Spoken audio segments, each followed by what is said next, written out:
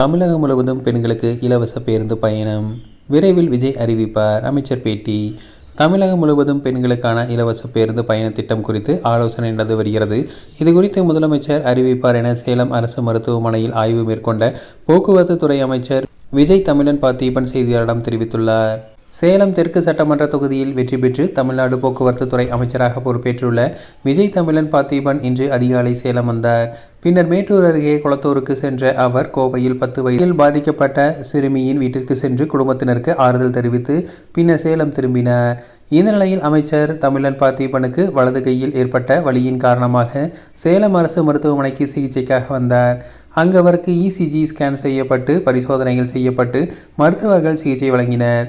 பின்னர் மருத்துவமனையில் ஆய்வு மேற்கொண்ட போது அவரிடம் பல நோயாளிகள் அரசு மருத்துவமனையில் உள்ள குறைகள் மற்றும் தேவைகள் குறித்தும் பேசினர். இதனை கேட்டுக்கொண்ட அமைச்சர் அதற்கான நடவடிக்கை எடுக்குமாறு அதிகாரிகளுக்கு அறிவுரை வழங்கினார். பின்னர் மருத்துவமனைக்குள் உள்ள அம்மா உணவகத்திற்கு சென்ற அமைச்சர் அங்கு உணவு அருந்தினார். அப்போது அங்கு வந்திருந்த நோயாளிகள் ஒருவரிடம் தரமான உணவு வழங்கப்படுகிறதா என கேட்டறிந்தார்.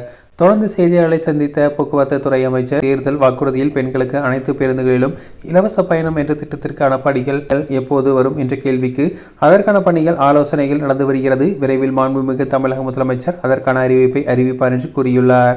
போக்குவரத்து துறையில் என்னென்ன குறைகள் உள்ளதோ அத்தனையும் முதலமைச்சர் கவனத்திற்கு கொண்டு செல்ல உள்ளேன்.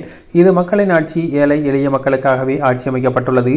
அரசு மருத்துவமனை என்பது மக்களுக்காக மருத்துவமனை என்பதால் நானே வந்துள்ளேன் என தெரிவித்துள்ளார்.